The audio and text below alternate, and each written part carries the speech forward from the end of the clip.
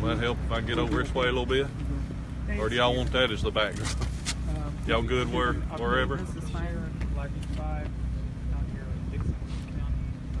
They're going to want to screen this. Okay, 1 second, Sheriff. We'll try that. Okay. The signal's getting better and better. All right. And we're good, Nicole.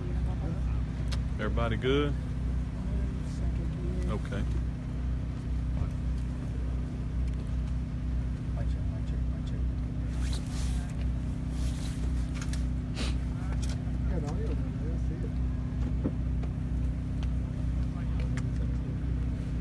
Somebody want to help Larry out there? He's having. Oh, he's going with it. Thanks, sir. Oh, you fine? Right here.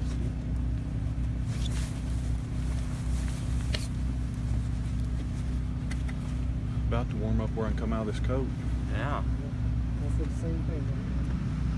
It's almost, it's right that temperature. Yeah, right on that line. A little bit of a breeze keeps it cool.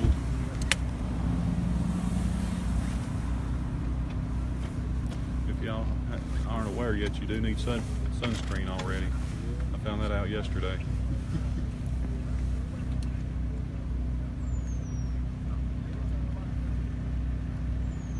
You good? Everybody good? You good, Larry? All right. Okay, I just want to come out and give you an update to where we're at this point. We've had our teams out on our grid searches from this morning, and we're sectioning them into teams that are easy to control. We want to make sure that all the people that are trying to volunteer know that we really appreciate it. We've been just overwhelmed with the response that we received from the community and other agencies, and we have to be real strategic on how we position our teams and how many are on a team, because we're not just searching for the little boy, we're looking for signs or any clues that would tell us that he came this direction, and that would help us to put our canine resources in, or our aviation support in. So we have to be real tedious upon how we approach everything so that we don't disturb a potential footprint or evidence that we would need to tell us which direction to go. But those teams have cycled back in. We're looking now at a second round that's at the church getting prepared to bus over, and then we'll put them with other law enforcement groups so that they have local communications. And again, we are tracking that with the GPS locator so that we can come back in and overlay that on the map so that we can systematically go out from our scene and work a larger search area and get our perimeter spread as wide as it needs to go. So we're still continuing to grow that. We're going to be here as long as it takes until we can exhaust all efforts in this area. And any lead that we get, we're running that down. As you would say, no stones left unturned. We're getting some calls of someone that says, I think I saw a little boy that looks like Joe, and if it's in another community, we're sending resources to that community or calling upon that other agency to assist us with starting to track that down. But at this point, we're about getting ready to run our second wave of volunteers with our law enforcement groups and continue to expand our grid.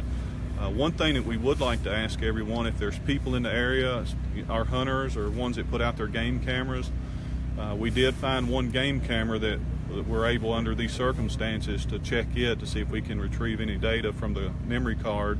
But if you have game cameras in this area, please check those for us and look at those and see if there's anything we need to follow up on. And just keep your eyes open, and hopefully we're going to have a successful conclusion here and get him home with his family. How far of an area are you searching at this point? We've had upwards to a mile around us in a radius, but we're going outside of that now. So it'll grow as large as we need it, but we've got to control the groups that are in it so that we're tedious on what we're looking for. So it takes a lot of time and resources. We saw a number of volunteers. They're heading down this road, Garners Creek Road. Any particular reason why you all are concentrating down that way? I think from what information that we've had, we're just trying to, in the past, he's been in this general area when he has walked away from home, and it was on this side, and we haven't had any indicators from our canines or anything that would push us north of Highway 70. It hasn't been off limits because we've had the aircraft flying north of Highway 70 and the railroad and even a larger path than what we're covering on ground, where we said that was about at a mile now and we're expanding. But when we look at the aircraft from TBI and THP, that's been a much broader path that they're covering for us and mapping. I know. Sheriff, TWRA has been searching the ponds with underwater cameras. Apparently that has turned up nothing. Yes, sir. No indicators, no leads there, but we searched those yesterday, but we're coming back as a precaution with their equipment and giving it a second look, because we want to make absolutely sure that if we move beyond that point that everything's fine there. And at this point there's zero evidence on any of the small ponds or bodies of water that are in this area. And there's quite a few in this area. When you look it up on GPS in this half-mile to mile radius, there's more ponds than are normally in the areas we're in.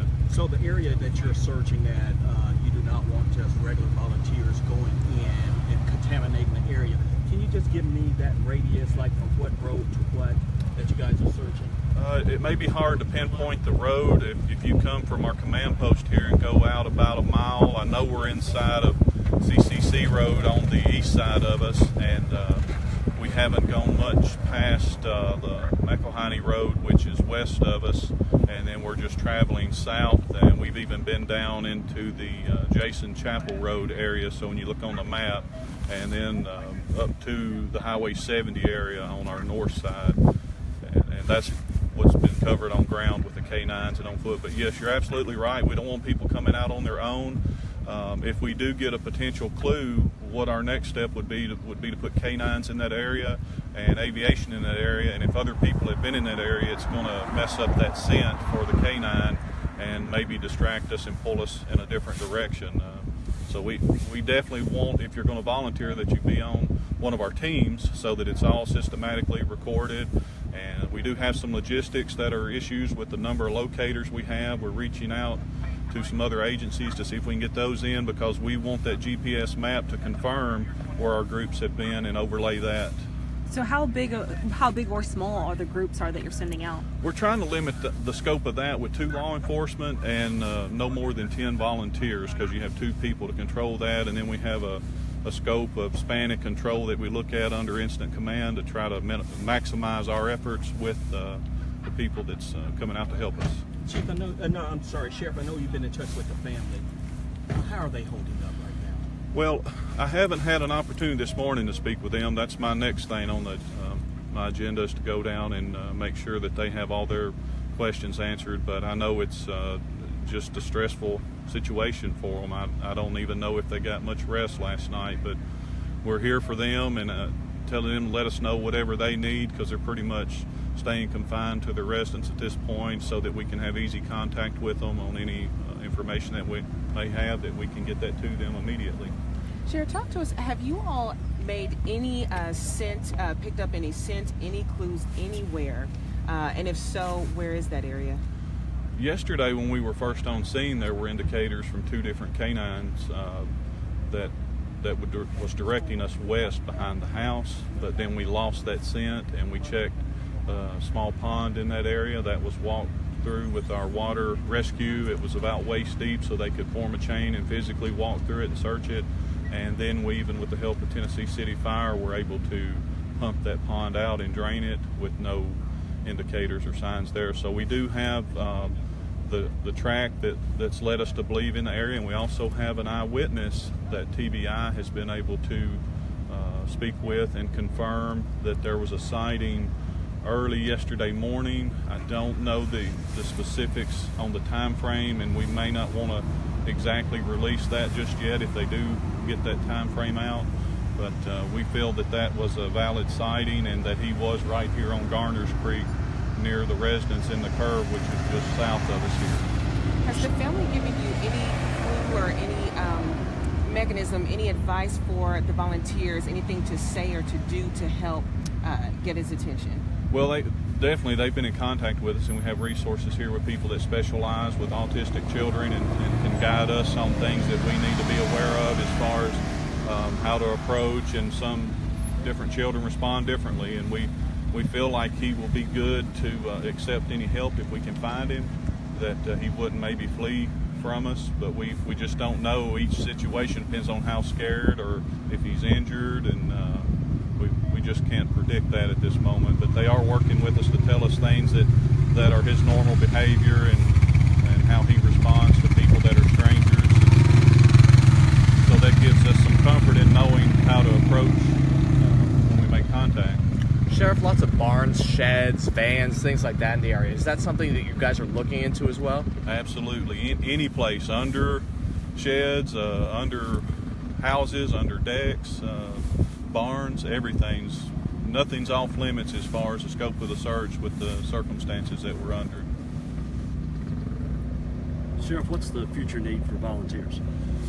We've got to get the second wave through, and then we'll look at our timeline of what we have left with daylight, because our concern is we don't want to put volunteers that are unskilled or untrained. Some will have different levels of skill set, but we would not want to put people in the woods at night and risk potentially someone getting lost or injured and then pulling our resources to help find them or rescue them. So at this point, what we want to do is just let them stay with our teams, and we're working against daylight as we work to get those teams out into the field, because that's our best time to look for those signs and not overstep something. And the best way for people to find out when the next call will be how? We've been using our social media, so I would hope that you're monitoring that. And the last one got up on me before I could get it out to you, but if I can, I'm trying to push it through your stations too to help get that information out. And again, we're limiting those numbers as to however many teams we have.